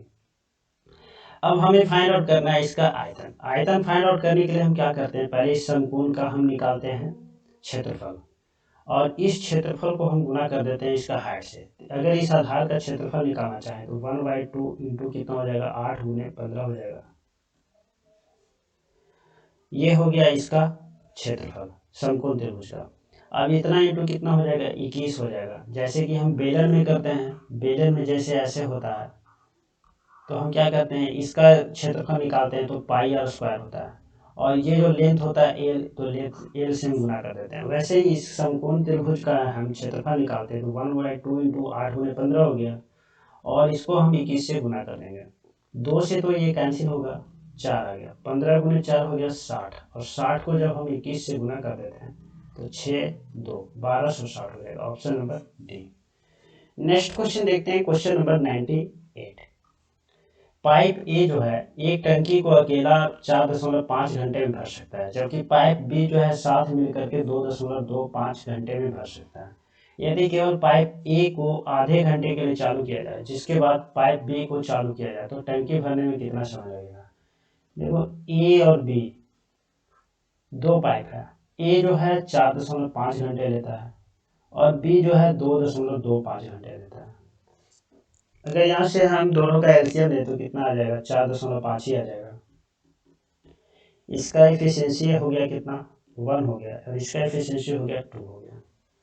यदि केवल पाइप ए को आधे घंटे के लिए चालू किया जाता है, ए को है आधे घंटे के लिए चालू किया जाता है, यानी कि ए का एफिशिएंसी कितना 1 हो गया, और कितने आधे घंटे के लिए चालू किया जाता है 0.5।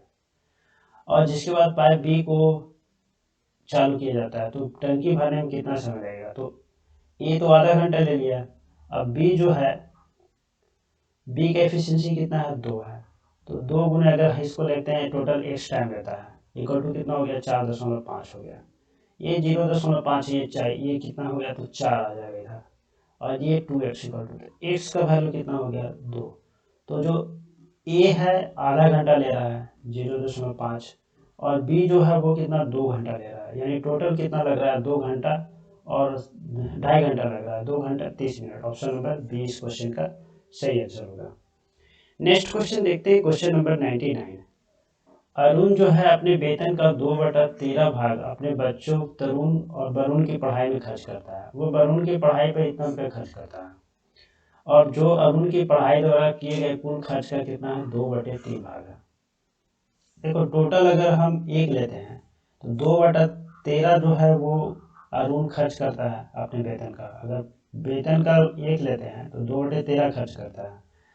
अब जो वरुण पे खर्च हो रहा है 13,600 रुपया, और ये जो है कुल खर्च का मतलब कि अरुण जो पढ़ाई पे खर्च कर रहा है, यानी 2/13 का कितना है 2/3 भाग है, और इतना इक्वल टू कितना है 13,006 है।